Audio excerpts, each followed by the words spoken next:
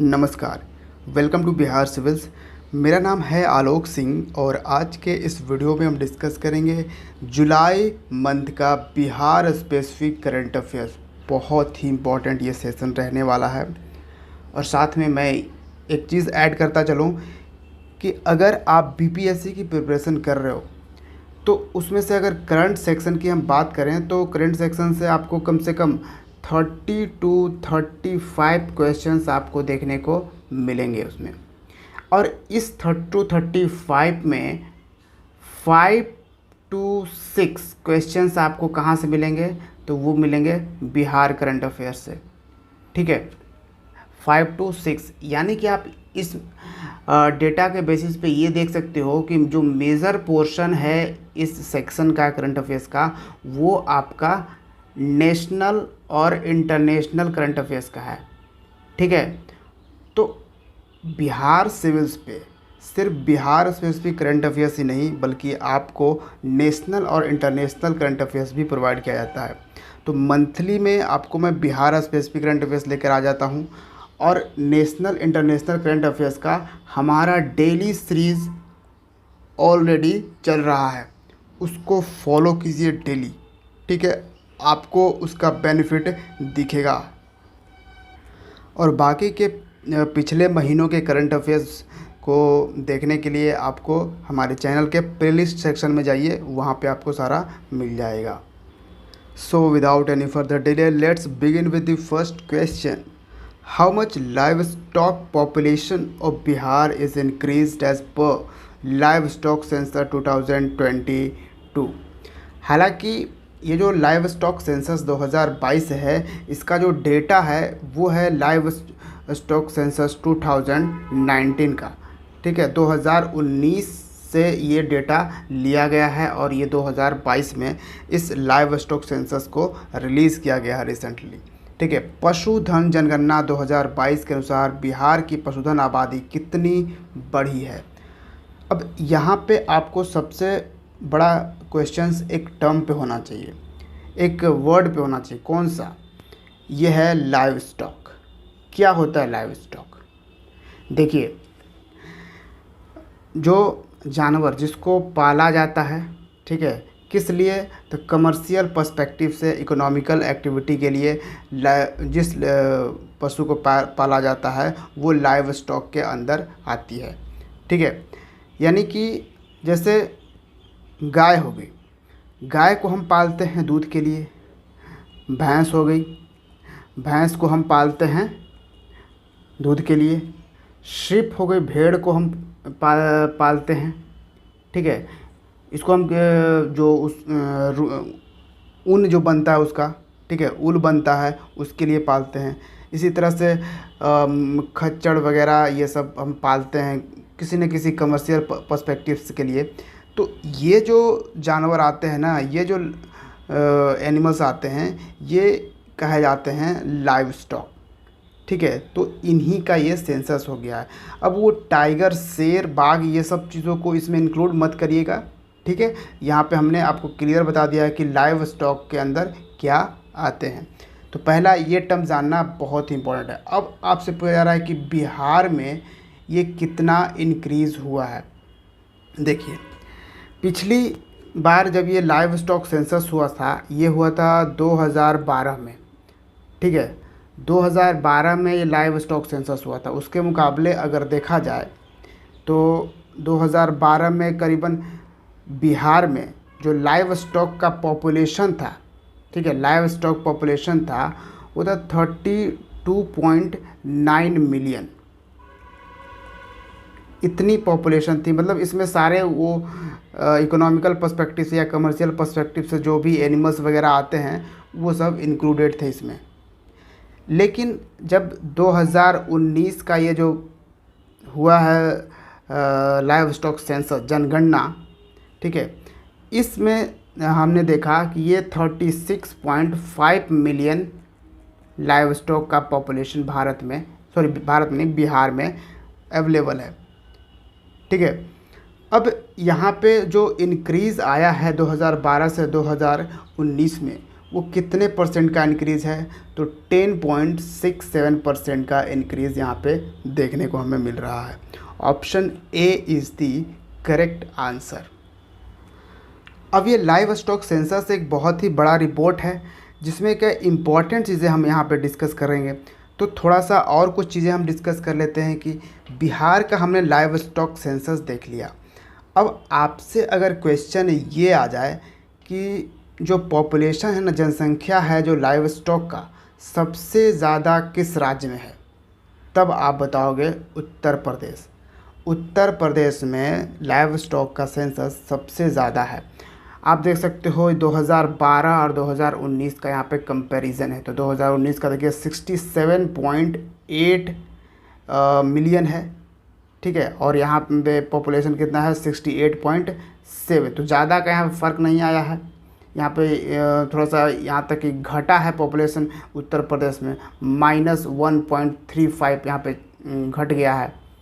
बिहार में लेकिन यहाँ पे इंक्रीज़ हुआ है, आप देख सकते हो, लेकिन यहाँ पे घटा है। और बिहार जो है अगर इसमें रैंकिंग में देखा जाए तो बिहार आपको देखो यहाँ पे 5th पोजीशन पे आपको दिखेगा।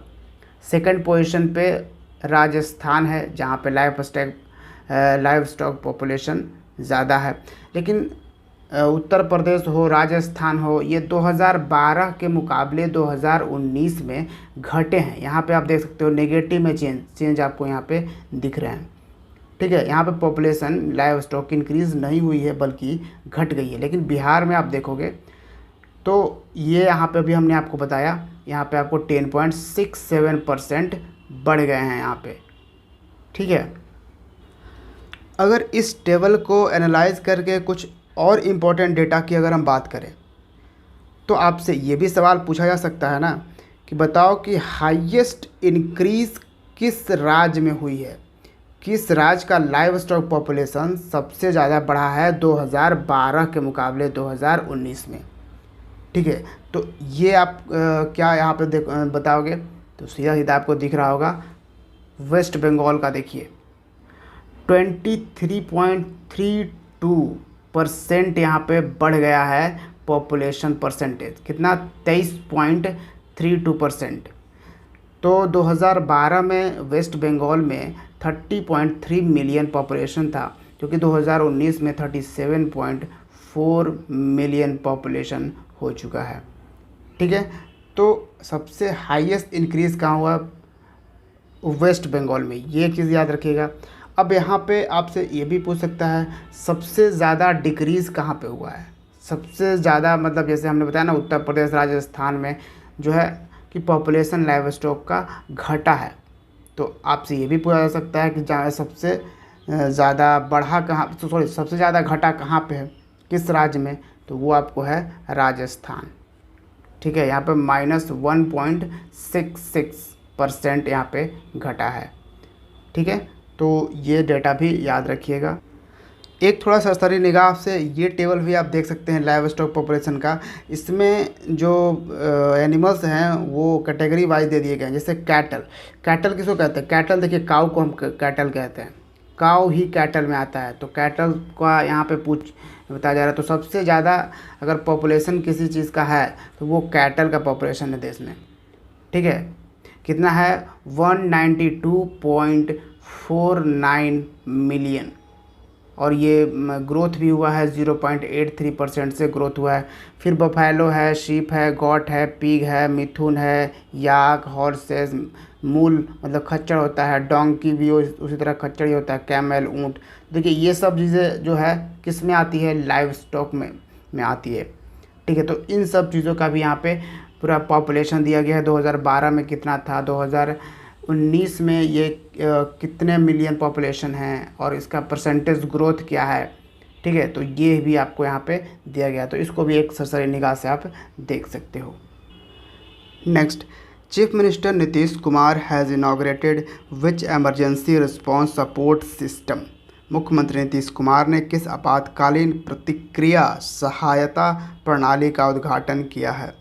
तो रिसेंटली ये उद्घाटन किया गया है। देखिए इमरजेंसी रिस्पांस सपोर्ट सिस्टम जो है वो सेंट्रल गवर्नमेंट ने लॉन्च किया था और इसको सभी राज्य को एक्सेप्ट करना था। तो काफ़ी सारे राज्य ने इसको ऑलरेडी लॉन्च कर दिया है और रिसेंटली हमारे स्टेट के चीफ मिनिस्टर ने भी इसको लॉन्च किया है।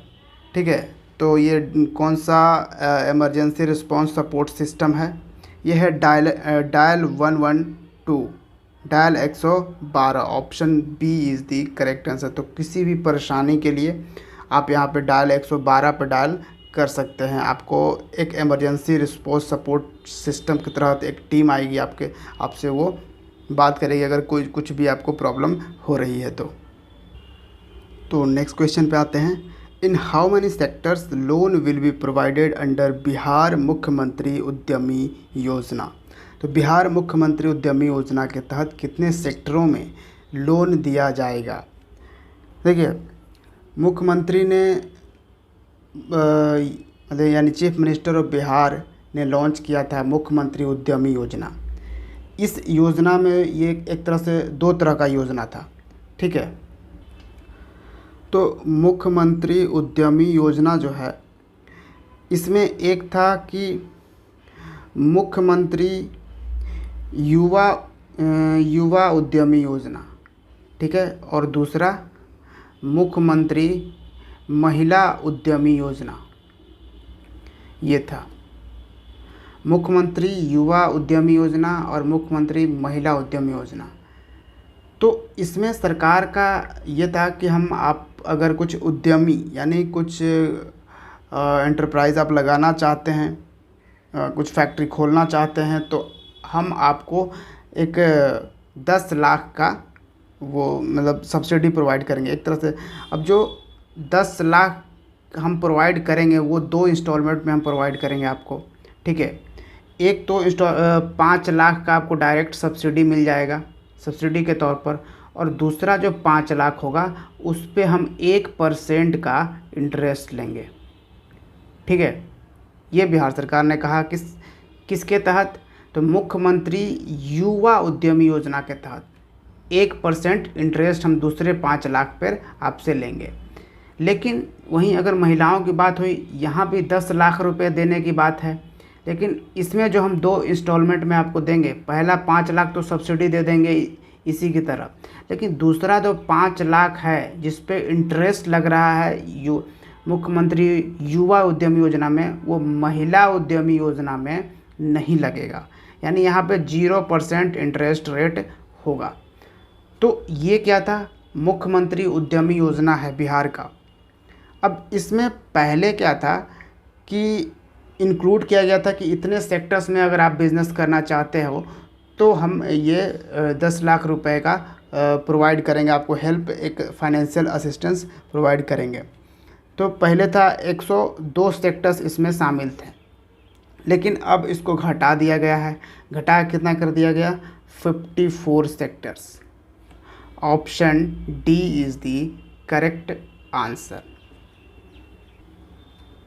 Who is selected from Bihar in the sword play championship for Commonwealth Games? तो कॉमनवेल्थ गेम्स के लिए स्वॉर्ड प्ले चैम्पियनशिप में बिहार से किसे चुना गया है? ठीक है, तलवारबाजी इसको हम हिंदी में कहते हैं। तो तलवारबाजी के लिए बिहार से किसे चुना गया है? तो ये हैं Tushar Kumar. Option C is the correct answer. देखिए, जो कॉमनवेल्थ गेम्स है इस साल 9 अगस्त से शुरुआत हो रही है इस गेम्स का बर्मिंघम में। ठीक है, यूनाइटेड किंगडम के बर्मिंघम में ये इस साल ऑर्गेनाइज किया जा रहा है। Next, as per controller and auditor general of India recent report, CAG recent report, the contribution of SGDP of Bihar in the primary sector has reduced from 15.50% to what? तो CAG की हालिया report के अनुसार प्राथमिक क्षेत्र में बिहार के SGDP का योगदान 15.50% से घटकर कितना हो गया है? तो जो कंट्रीब्यूशन था SGDP में, ठीक है, अब देखिए जैसे SDP होता है, ठीक है, क्या? Not SDP, actually GDP. अब जीडीपी जो होता है ग्रॉस डोमेस्टिक प्रोडक्ट, ये पूरा ऑल ओवर नेशन के लेवल पे होता है, यानी ऑल इंडिया लेवल पे इसको हम मार्क करते हैं, जीडीपी कहते हैं। यानी जो भी इकोनॉमिक एक्टिविटीज़ जो होती है इस बाउंड्री के अंदर, यानी इंडिया का जो टेरिटरी है उसके अंदर में जो भी इकोनॉमिक एक्टिविटीज़ होती है वो जीडीपी के अंदर आती है। उसी तरह से जब स्टेट में, किसी पर्टिकुलर स्टेट की हम बात करें तो वहाँ पे एसडीटीपी है, यानी स्टेट ग्रॉस डोमेस्टिक प्रोडक्ट। जो भी स्टेट के बाउंड्री, स्टेट के टेरिटरी के अंदर जो भी इकोनॉमिक एक्टिविटीज़ होती है उसका हम इसमें आकलन करते हैं। ठीक है, अब जहाँ पे हम बात कर सकते हैं कि हमारे जो सेक्टर्स हैं, प्राइमरी सेक्टर, सेकेंडरी और टर्शियरी सेक्टर, 3 सेक्टर्स में हमने बांट रखा है। प्राइमरी सेक्टर, उस सेक्टर्स को हम कह रहे हैं जो सेक्टर रॉ होता है, ठीक है, बिल्कुल जहाँ की शुरुआत होती है, जैसे माइन से हम कोयला जब निकालते हैं तो वो प्राइमरी सेक्टर्स में आता है। जैसे किसान अगर कोई खेती करता है तो वो प्राइमरी सेक्टर्स में आता है। ठीक है, एग्रीकल्चर किस कैटेगरी में आएगा? प्राइमरी सेक्टर में। तो और आपको पता होगा, देश हो या फिर हमारा राज्य बिहार, बिहार का जो मोस्टली लोग, जो हमारी जनसंख्या है वो किस चीज़ पे डिपेंडेंट है? तो एग्रीकल्चर पर डिपेंडेंट है। यहाँ पे वही बताया जा रहा है कि प्राइमरी सेक्टर जो है वो हमारे एसजीडीपी के कंट्रीब्यूशन से रिड्यूस हो चुका है। कितना परसेंट? पहले तो ये 15.50% था, अब ये कहाँ पहुँच गया?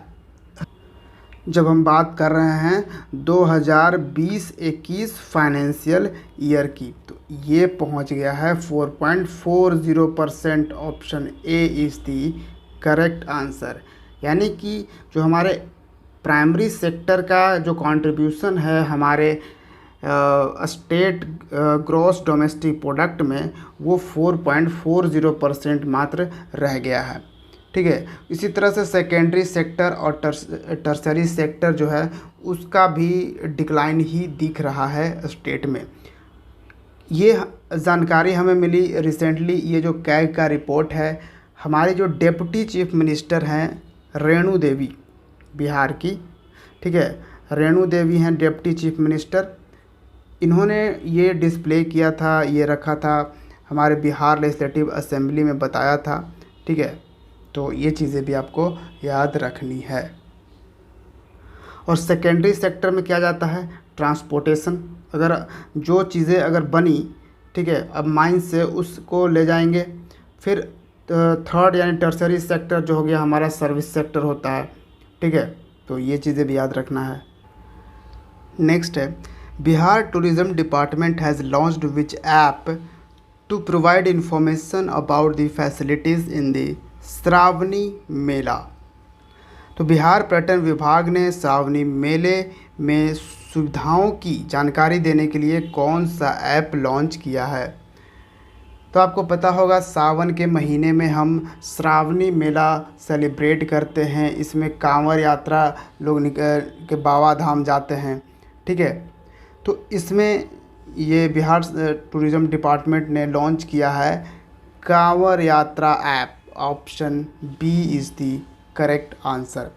इसके थ्रू जो कांवरिया हैं वो किस तरह से जाएंगे, कहाँ से जाने के लिए उनकी सुविधा होगी, कहाँ वो रुक सकते हैं, कहाँ उनके रुकने के लिए सुविधा वहाँ पर दी गई है, उन सब चीज़ का इन्फॉर्मेशन उन्हें कहाँ पे अवेलेबल मिलेगा? तो कांवड़ यात्रा ऐप पे उन्हें प्रोवाइड किया जाएगा।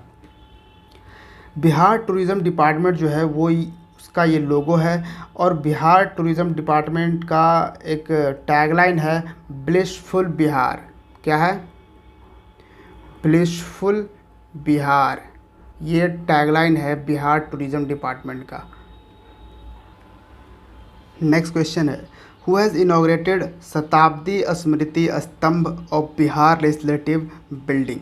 बिहार विधान भवन के शताब्दी स्मृति स्तंभ का उद्घाटन किसने किया है?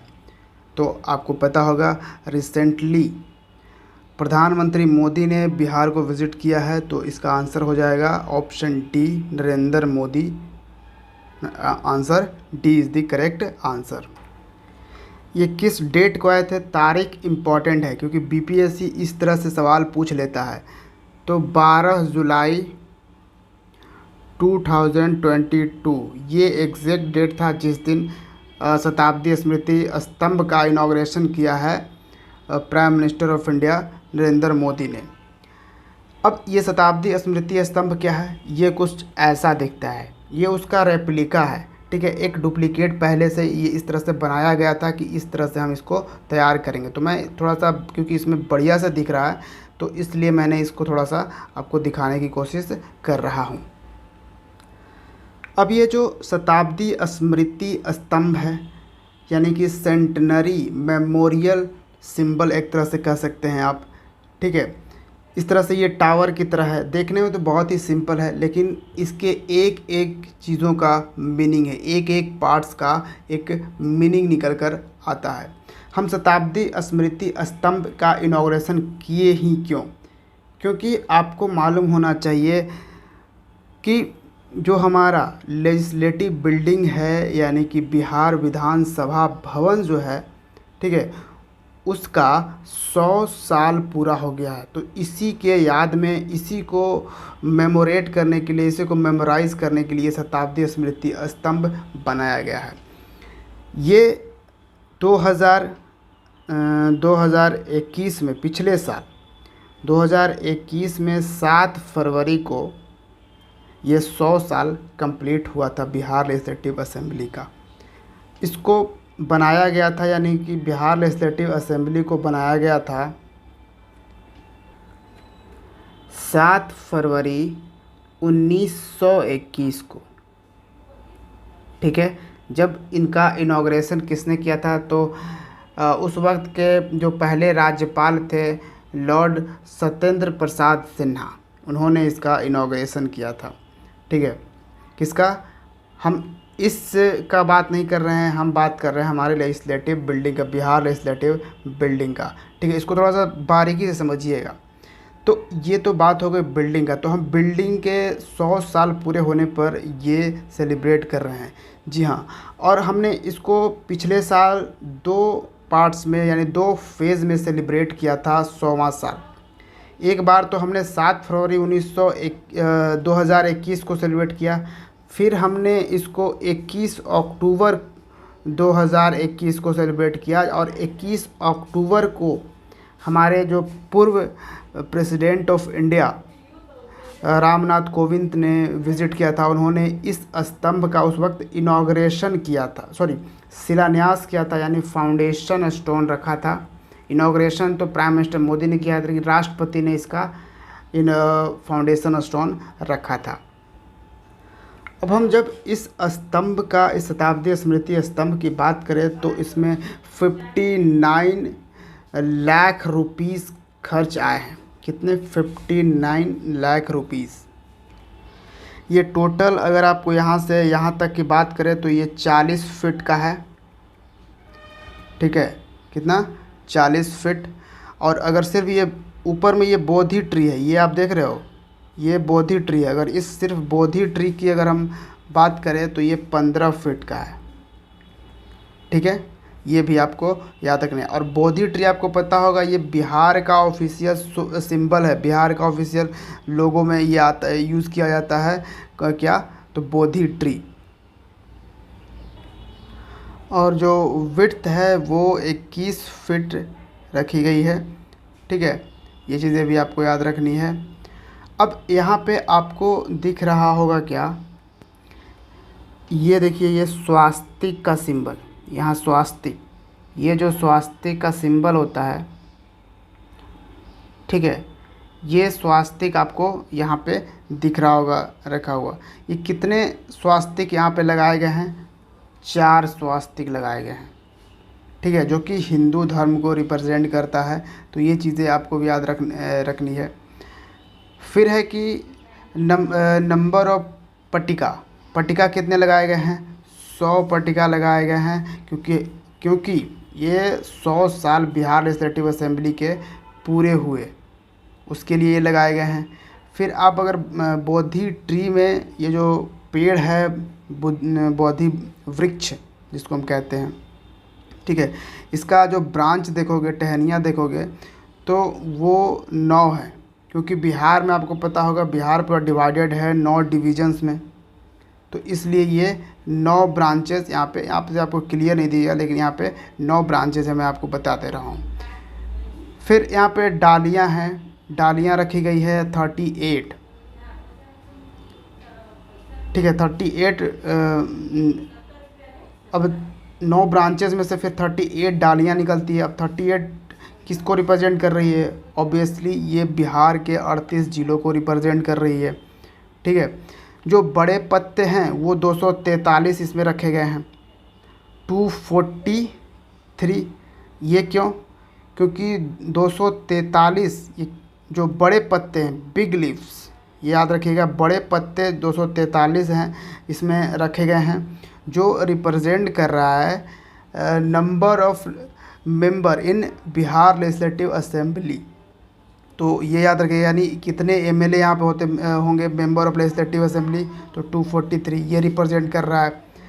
फिर जो छोटे पत्ते हैं, बड़े पत्ते 243 और छोटे पत्ते 75, ये रिप्रेजेंट कर रहे हैं क्योंकि बिहार द्विसदनीय है, ठीक है, बाई कैमरल है।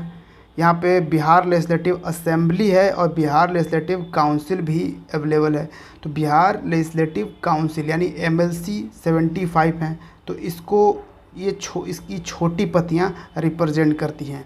तो ये सारा जो इन्फॉर्मेशन है वो इस बोधि वृक्ष से निकल कर आता है और इस शताब्दी स्मृति स्तंभ से निकल कर आता है। तो ये अपने आप में एक काफ़ी इम्पोर्टेंट स्तंभ आपको दिखेगा। तो यहाँ पे आप देख पाओगे prime minister of India Narendra Modi का वेलकम कर रहे हैं एयरपोर्ट पे हमारे chief minister of Bihar Nitish Kumar और गवर्नर ऑफ बिहार फागू चौहान।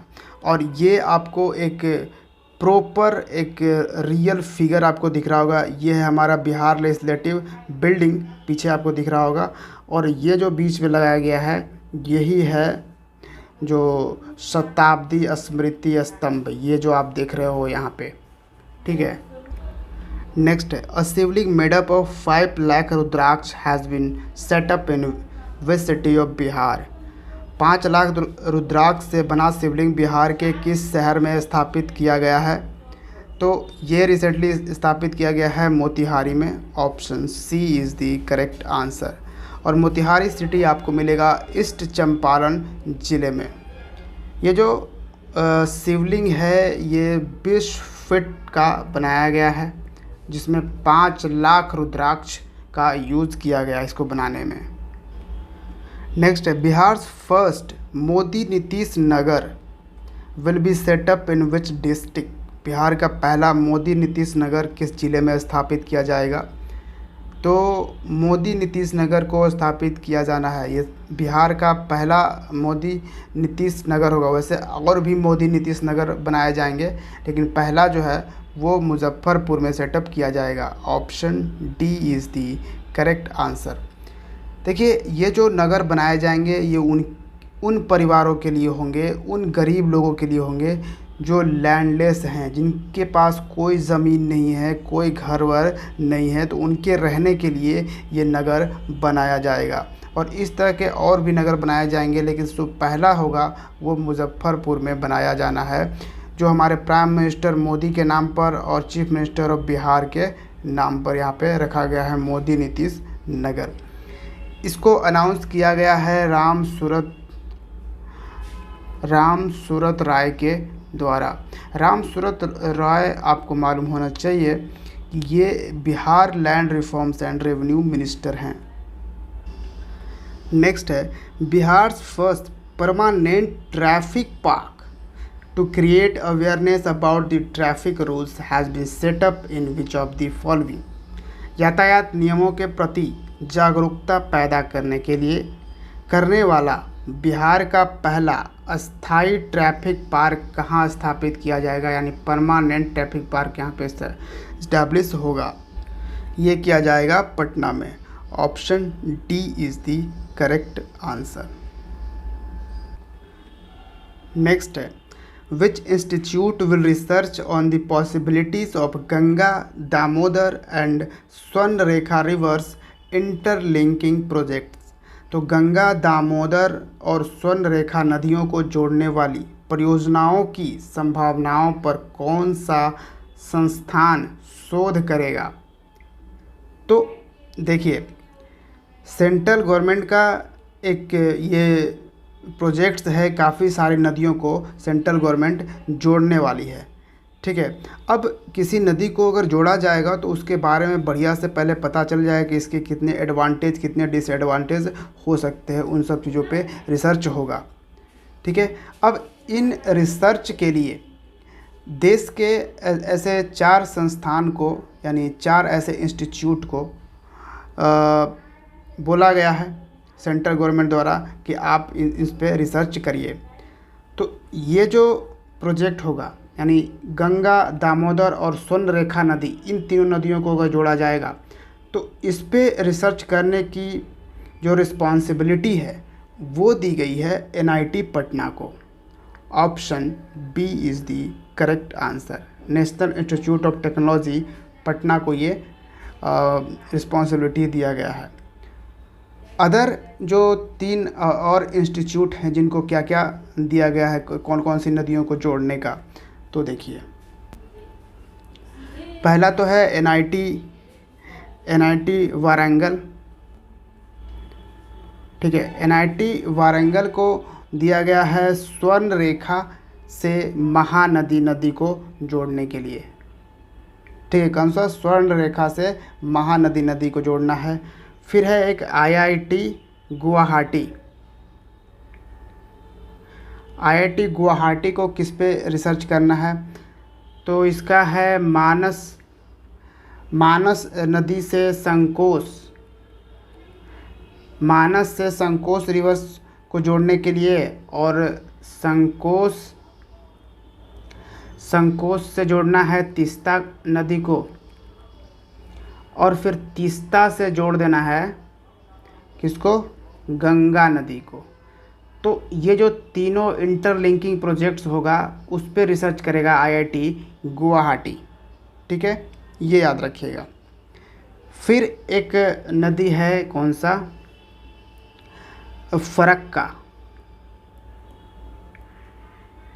फरक्का से जोड़ना है किसको? सुंदरवन डेल्टा को। ठीक है, फरक्का से सुंदरवन डेल्टा को जोड़ना है। तो इसकी रिस्पॉन्सिबिलिटी किसे दी गई है? तो ये है नेशनल वाटर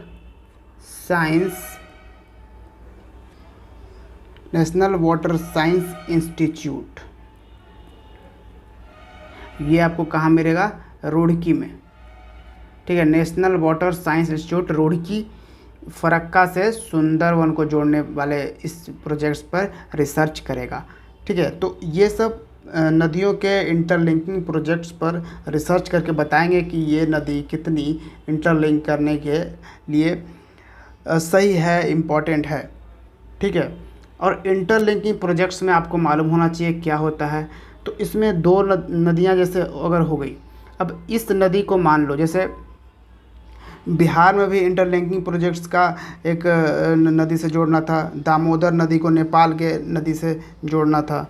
ठीक है, एक्चुअली सॉरी, दामोदर नहीं, एक्चुअली कोसी, बिहार की कोसी नदी को नेपाल की मेची नदी से जोड़ने का इंटरलिंकिंग प्रोजेक्ट चल रहा है, बहुत दिनों से चल रहा है। अभी उस पर कुछ भी काम नहीं हो रहा है।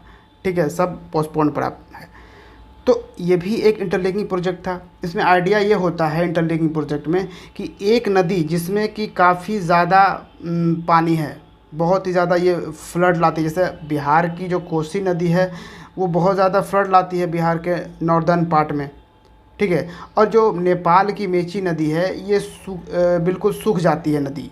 तो यही किया जाएगा कि इसमें क्या जाएगा कि एक कैनाल के थ्रू इन दोनों को इंटरलिंक कर दिया जाएगा, जिससे क्या होगा कि कोसी नदी का पानी इसमें चला जाएगा। तो यहाँ भी नॉर्थ जो कोसी नदी के आसपास के जो भी प्लेस हैं उसको भी राहत मिलेगी बाढ़ से, और जो मेची नदी के आसपास जो भी प्लेसेस हैं उन जो लोग रहते हैं उनको ये चीज़ होगी कि यहाँ पे सूखा नहीं आएगा, इन्हें पानी हमेशा अवेलेबल मिलेगा।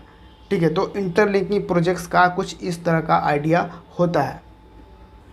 तो इसी तरह से पूरे देश भर में कम से कम आगे इन फ्यूचर सेंट्रल गवर्नमेंट का ये आइडिया है कि करीबन 37 नदियों को इंटरलिंक करेंगे।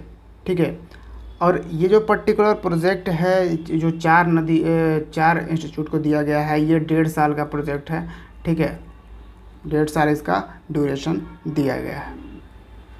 The 16 female students of which district of Bihar have set up a brilliant band? तो बिहार के किस जिले की 16 छात्राओं ने ब्रिलियंट बैंड की स्थापना की है? तो किस जिले की? सारण की। Option A is the correct answer. इसमें क्लास 1 to 12 के स्टूडेंट्स इसमें हैं, फीमेल स्टूडेंट्स इस ब्रिलियंट बैंड में शामिल हैं। Next, who has retain the book field facilitator guide for SVEP? तो ये जो किताब है field facilitator guide for SVEP, इसको किसने लिखा है? आर्या ने। Option D is the correct answer. ये बिलोंग करते हैं मुजफ्फरपुर ज़िले से।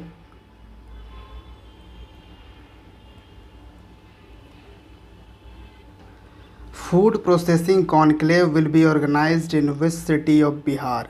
तो बिहार के किस शहर में फूड प्रोसेसिंग कॉन्क्लेव का आयोजन किया जाएगा?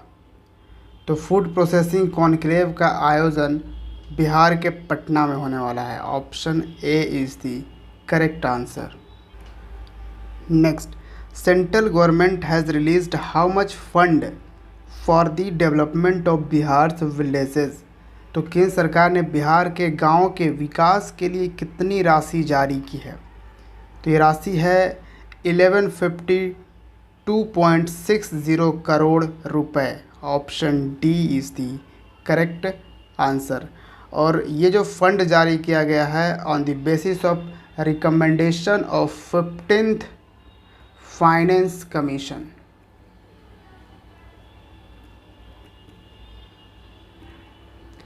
ठीक है, 15th फाइनेंस कमीशन के अभी हेड चेयरमैन कौन हैं? NK सिंह। याद रखिएगा, इम्पॉर्टेंट हो सकता है।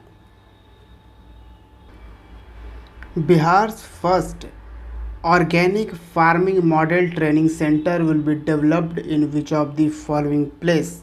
तो बिहार का पहला जैविक खेती मॉडल प्रशिक्षण केंद्र विकसित किया जाएगा, कहाँ पे?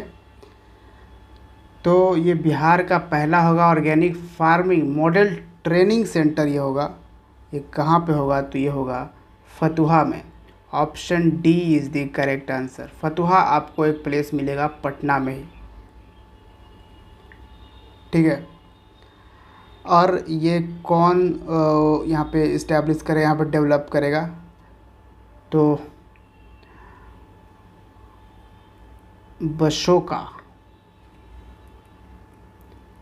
बशोका क्या है? Bihar state seed and organic certification agency. ठीक है, फिर से एक बार रिपीट कर रहा हूँ, Bihar state seed and organic certification agency के द्वारा ये organic farming model training centre establish किया जाएगा पटना में। Which districts Raghunathpur railway station will be renamed as Brahmapur railway station? तो किस जिले के रघुनाथपुर रेलवे स्टेशन का नाम बदलकर ब्रह्मपुर रेलवे स्टेशन कर दिया जाएगा?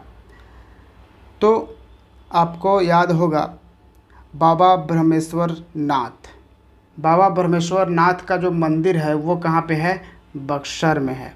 ठीक है, option C is the correct answer. तो इसी बाबा ब्रह्मेश्वर नाथ के नाम पर ही इस रघुनाथ रेलवे स्टेशन का नाम बदलकर अब ब्रह्मपुर रेलवे स्टेशन रखा जाएगा। ठीक है,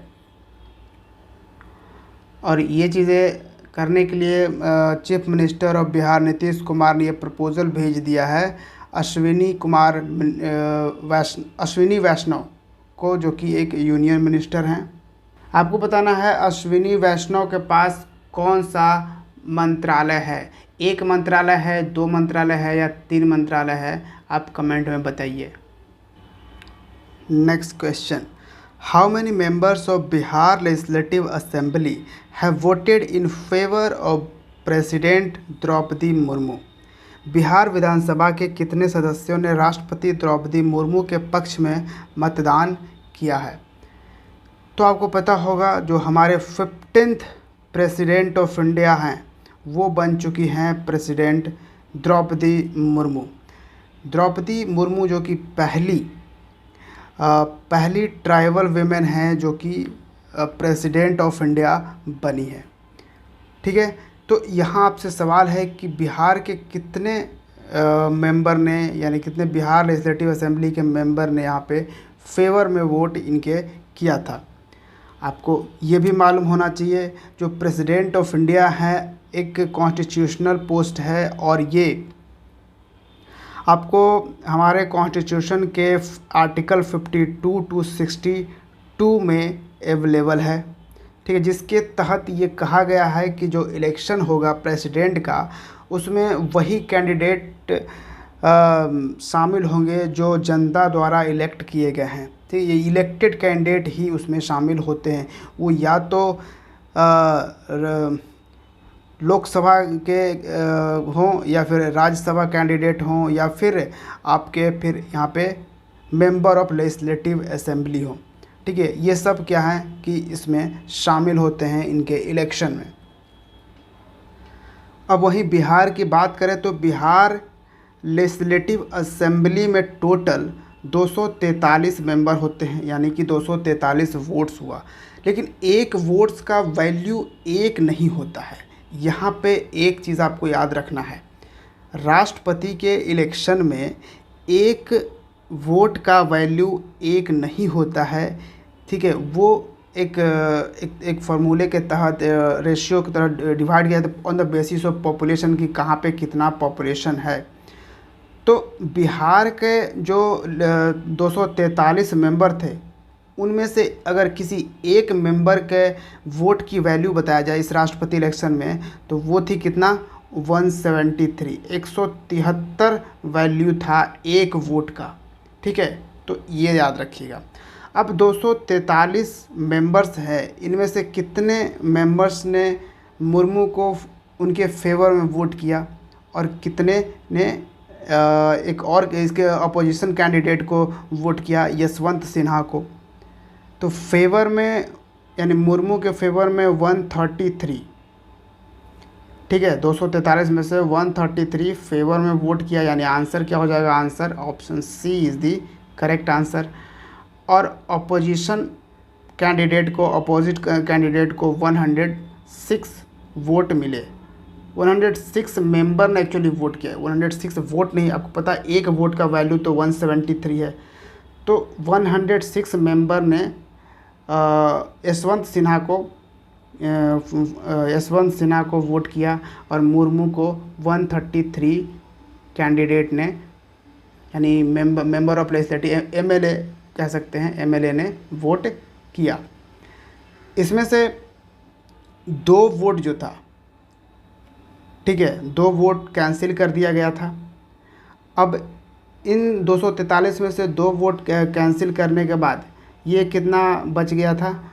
239। अब 239 में ही 133 और 106 यहाँ पे डिस्ट्रीब्यूट किया गया है, जिसमें ये देखा गया कि जो अभी रूलिंग पार्टी है उनमें से तो लोगों ने वोट किया ही, लेकिन जो अपोजिशन पार्टी है बिहार में उनमें से भी 7 लोगों ने मुर्मू के फेवर में वोट किया। तो इन 133 जो मेंबर्स ने वोट किया है उनमें 7 अपोजिशन पार्टी से बिलोंग करते हैं।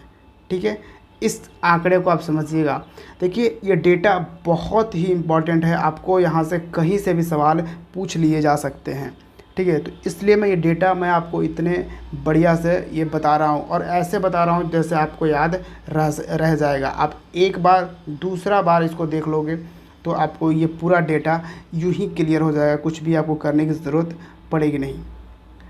अब जो पूरे राष्ट्रपति के चुनाव में, ये तो हमने बिहार के आंकड़े की बात हमने कर ली, अब पूरे राष्ट्रपति का जो ये चुनाव हुआ, इलेक्शन हुआ, जिसमें हमारे 15th प्रेसिडेंट चुने गए, इसमें ऑल ओवर इंडिया से जो वोट मिले वो थे 754 यानी 4754 थे, ठीक है। जिसमें से कि बाकी वोट्स तो और कैंसिल कर दिए गए और कितने वैलिड वोट्स थे तो 4701। तो कितने वोट 53 वोट कैंसिल कर दिए गए, इनवैलिड डिक्लेयर किए गए 53 वोट, ठीक है। और 4701 वोट्स इन्हें मिले, ठीक है। लेकिन जो हमने आपको बताया कि बिहार के एक मेंबर का जो वोट वैल्यू है वो 173 है, ज़रूरी नहीं है कि दूसरे राज्य में भी सेम हो। सबसे हाईएस्ट वोट वैल्यू जो है वो उत्तर प्रदेश के एमएलए के पास था, ठीक है। उत्तर प्रदेश के एमएलए के पास था सबसे हाईएस्ट वोट, वो बेस्ड ऑन दी पॉपुलेशन के बेस्ड पे ये वोट वैल्यू निकाला जाता है, ठीक है। तो ये चीज़ें थोड़ा सा आप अपने माइंड में क्लियर रखिएगा।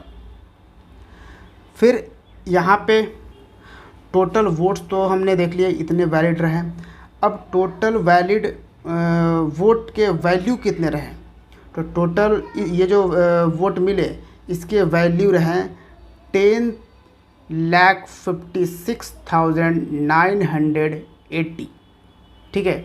ये टोटल वोट्स इस प्रेसिडेंशियल इलेक्शन में पड़े। और इसमें 2 कैंडिडेट थे, एक मुर्मू, द्रौपदी मुर्मू और दूसरे थे यशवंत सिन्हा। तो मुर्मू को करीबन 6 लाख 7 लाख आप बोल सकते हैं, 6,76,803 वोट्स के वैल्यू रहे। और जो अगर बात करें यशवंत सिन्हा के तो ये 3,80,177 वोट्स के वैल्यू निकल कर आए, ठीक है। यानी कि अगर पूरा वोट्स, ये जो वोट्स पूरा अगर पड़ा, यानी ये पूरा वोट्स का वैल्यू अगर ये इस पूरे वोट्स के वैल्यू इतना है, तो इस पूरे वोट्स को हम अगर 100 मानते हैं तो इसका 64% कितना 64% जो वोट है वो किसे दिया गया, कि किसे पड़ा, तो वो पड़ा द्रौपदी मुर्मू का, जो प्रेजेंट टाइम में प्रेसिडेंट ऑफ इंडिया बन चुकी हैं। कितना परसेंट उसका टोटल का 64%। तो उम्मीद है ये डेटा आपको समझ में पूरा आ गया होगा। अब आते हैं नेक्स्ट क्वेश्चन पे। विच of the following will set up standard club in 100 Bihar government schools. तो बिहार के 100 सरकारी स्कूलों में निम्नलिखित में से कौन स्टैंडर्ड क्लब स्थापित करेगा। तो ये स्टैंडर्ड क्लब स्थापित करेगा बिस। Option B is the correct answer. बिस क्या है, बिस है ब्यूरो ऑफ इंडियन स्टैंडर्ड्स। तो बिस ही जो स्टैंडर्ड्स है, जो ज्वेलरी पे हॉलमार्क जो सेट करता है, वो सब काम किसका है, यानी कि कौन सा प्रोडक्ट डुप्लीकेट है, कौन सा प्रोडक्ट ओरिजिनल है, ओरिजिनलिटी की पहचान कौन कराता है, तो बिस ये ऑर्गेनाइजेशन है भारत का, ब्यूरो ऑफ इंडियन स्टैंडर्ड्स।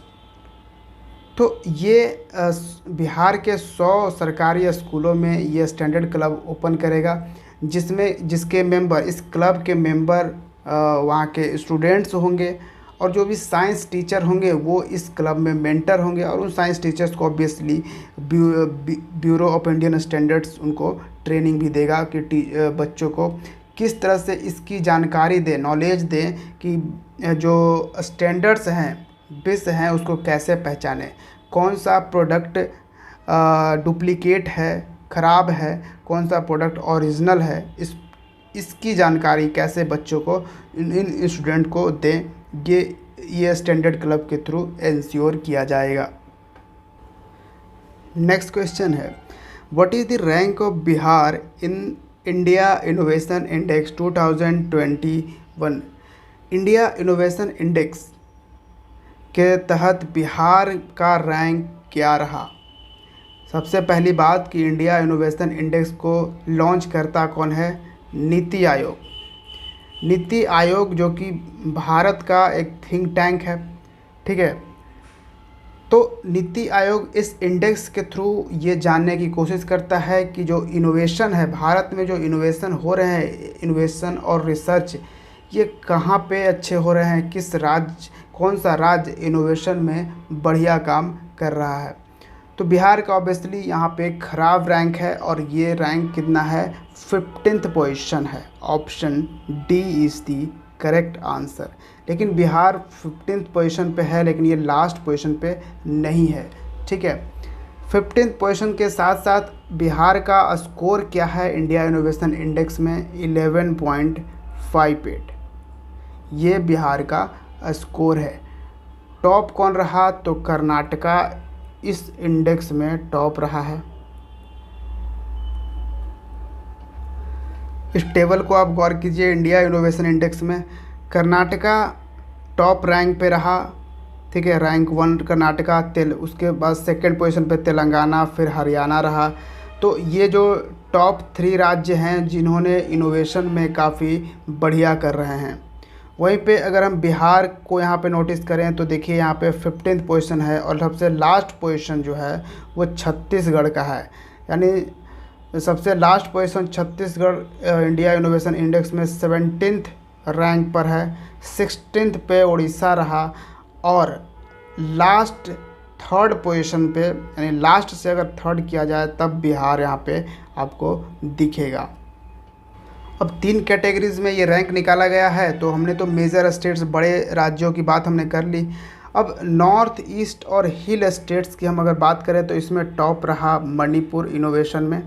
ठीक है, और वहीं पे बात करें यूनियन टेरिटरी की और इसके शहरों की, तो चंडीगढ़ रहा टॉप पोजीशन पे इसमें, और दिल्ली सेकंड पोजीशन पे इस इनोवेशन इंडेक्स में रहा।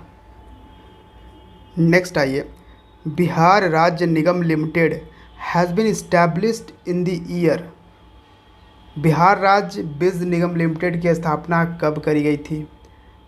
तो बिहार राज्य बीज यानी सीड्स की हम बात कर रहे हैं। इस निगम लिमिटेड की स्थापना जो है वो करी गई थी 1977 में।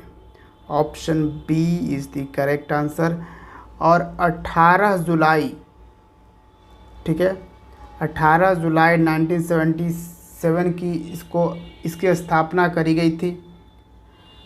और इसका यही आइडिया था कि जो भी सर्टिफाइड सीड्स हैं, हाई क्वालिटी सीड्स हैं, वो हमारे किसानों को प्रोवाइड किया जाए एट राइट प्लेस, सही जगह पे, एट राइट टाइम, सही टाइम पे, और at right time right place. ठीक है, और राइट प्राइस, सही दाम पे। तो ये आइडिया था बिहार राज्य बीज निगम लिमिटेड का। ये हम डिस्कस इसलिए कर रहे हैं क्योंकि रिसेंटली 18 जुलाई 2022 को इसका 45th एनिवर्सरी ऑब्ज़र्व किया गया है, बर्थ एनिवर्सरी बिहार राज्य बीज निगम लिमिटेड का। और ये एक कंपनी है, इसको इस्टेब्लिश किया गया था कंपनी एक्ट 1956 के तहत। Next question, which state comes under emerging startup ecosystem as per states startup ranking 2021। तो स्टेट्स स्टार्टअप रैंकिंग 2021 के अनुसार कौन सा राज्य एमर्जिंग स्टार्टअप इन्फोसिस्टम के अंतर्गत आता है? तो एमर्जिंग स्टार्टअप इकोसिस्टम, तो स्टेट्स स्टार्टअप रैंकिंग 2021 जो है ये रिलीज़ किया गया। पहले ये जानिए ये किसने रिलीज़ किया? तो DPIIT ने। DPIIT है department for promotion of industry and internal trade. ठीक है, क्या है? Department for promotion of industry and internal trade, जो किसके अंडर काम करता है, किस मिनिस्ट्री के अंडर काम करता है? तो ministry of commerce and industry ministry के अंडर काम करता है। तो इसने ये रैंकिंग स्टेट्स स्टार्टअप रैंकिंग निकाला।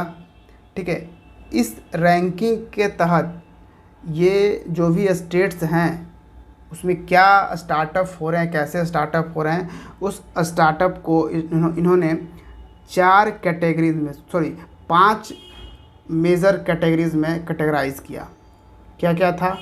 टॉप परफॉर्मर्स,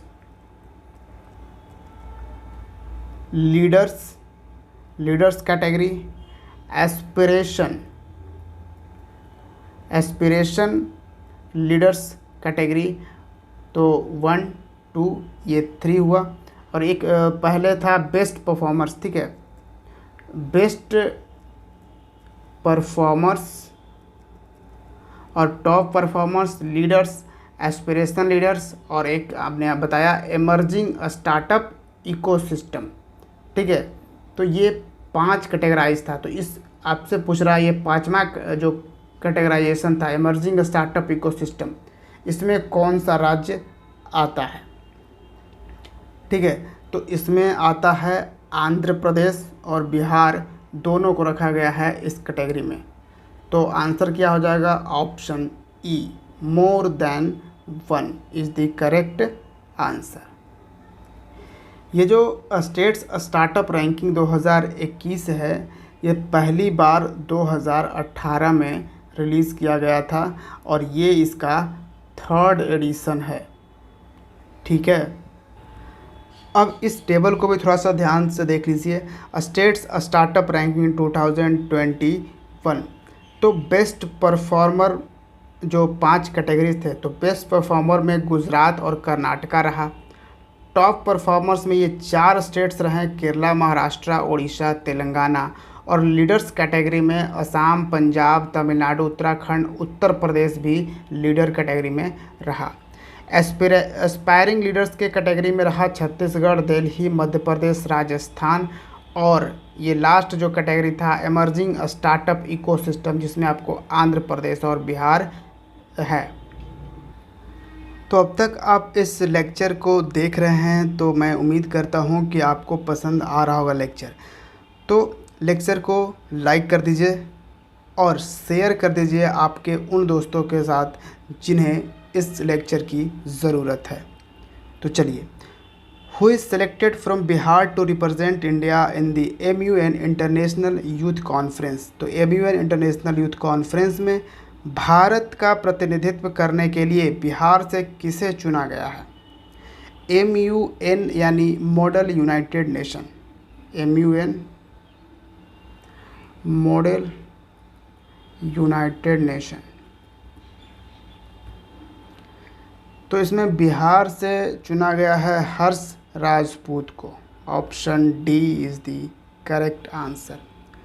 अब ये जो MUN इंटरनेशनल यूथ कॉन्फ्रेंस है, ये 4 दिन चलने वाला ये कॉन्फ्रेंस है, जो कि चलेगा 4 to 7 नवंबर। जी हाँ, ये नवंबर में चलेगा, 4 से 7 नवंबर 2022 में, ठीक है। ये चीज़ें कहाँ पे ये कॉन्फ्रेंस होगा? ये कॉन्फ्रेंस आपका ऑर्गेनाइज किया जाएगा बैंकॉक में। बैंकॉक कहाँ पे है? थाईलैंड। तो ये आपको याद रखना है। इसमें बेसिकली रिसर्च के बेस्ड पे यहाँ पे डिबेट कराए जाएंगे, ठीक है। जो भी अपने अपने रिसर्च, जिन्होंने अपने अपने रिसर्च इनोवेशन वगैरह किया है, वो यहाँ पे आकर अपना रिसर्च देंगे। तो जहाँ तक हम बात कर रहे हैं हर्ष राजपूत, जो कि बिहार से बिलोंग करते हैं, हर्ष राजपूत ने डेवलप किया है एक पेस्टिसाइड्स डिटेक्शन डिवाइस, और इन्होंने डेवलप किया है एक एंटी सफोकेशन मास्क। तो इस चीज़ पे वो वहाँ पे डिबेट करेंगे, वहाँ पे अपने रिसर्च के बारे में बताएंगे, ठीक है, इस इंटरनेशनल यूथ कॉन्फ्रेंस में। तो ये चीज़ें भी आप याद रखिएगा। अगला सवाल है, who is from Jamui district has own 2 medals in the world police fire games 2022। Jamui ज़िले से कौन world police and fire game 2022 में 2 पदक जीत चुकी हैं? तो ये जीतने वाली हैं Seema Kumari. Option B is the correct answer. ये बिहार के जमुई ज़िले से बिलोंग करती हैं और इन्होंने world police and fire games में 2 मेडल्स जीते हैं। एक तो इन्होंने जीते हैं 50 metre rifle shooting prone event में, ठीक है। तो 50 metre rifle shooting prone event में इन्होंने सिल्वर मेडल जीते हैं, ठीक है। एक और जो है वो कौन सा है, तो उन्होंने टीम को रिप्रेजेंट करने में जीता है ब्रॉन्ज मेडल। पूरे टीम को रिप्रेजेंट कर रहे थे उसके, तो उसमें जीता ब्रॉन्ज मेडल। तो इस तरह से इन्होंने 2 मेडल्स इस कंपटीशन में जीत ली है। ये जो वर्ल्ड पुलिस फायर गेम 2022 ये ऑर्गेनाइज़ किया गया है नीदरलैंड्स में 22 जुलाई से 31 जुलाई तक इसका ऑर्गेनाइजेशन हुआ है। इसमें करीबन 70 कंट्रीज़ ने पार्टिसिपेट किया है, ठीक है। वहाँ के पुलिस ने पार्टिसिपेट किया। ऑब्वियसली यहाँ पे देख ही रहे हो आप, world police and fire games हैं, तो 70 कंट्रीज़ के पुलिस ने इसमें पार्टिसिपेट किया है, ठीक है। वहीं पे 63 गेम्स यहाँ पे कराए गए हैं इस कंपटीशन में। और एक चीज़ मैं बता दूं कि जैसे पुलिस की अगर हम बात करें तो सीमा कुमारी जो हैं वो बिहार के जमुई से बिलोंग करती हैं, लेकिन ये 2014 में ही अपॉइंट हुई थी आईटीबीपी में, ठीक है, Indian Tibetan border police force. Next and last सवाल of this session, Bihar's first climate change learning laboratory has been opened in which city. तो बिहार की पहली क्लाइमेट चेंज लर्निंग लैब किस शहर में खोली गई है? ये ओपन की गई है पटना में। पटना का जो चिड़ियाघर है जू, वहीं उसी में ये ओपन किया गया है climate change learning lab. Option D is the correct answer. Actually में 2015 में एक पेरिस एग्रीमेंट हुआ था। इसमें देश के 4 ऐसे राज्य थे जहां पर climate change learning lab open किया जाना है, ठीक है, जिसमें केरला है, गुजरात है, केरला, गुजरात, हरियाणा और एक बिहार है।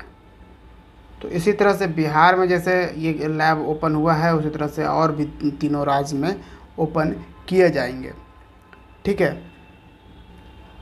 इस लैब का इनॉग्रेशन किसने किया? नीरज कुमार। कौन है नीरज कुमार? यह है Bihar environment forest and climate change minister, ठीक है। बिहार के environment forest and climate change minister हैं नीरज कुमार। इन्होंने इस लैब का इनॉग्रेशन किया है। ये लैब जो है क्लाइमेट चेंज लर्निंग लैब, इसको ओपन किया गया है with the help of European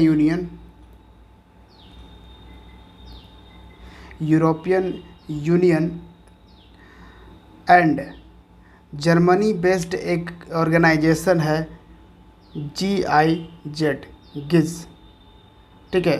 तो यूरोपियन यूनियन और गिज के साथ मिलकर ये क्लाइमेट चेंज लर्निंग लैब को ओपन किया गया है।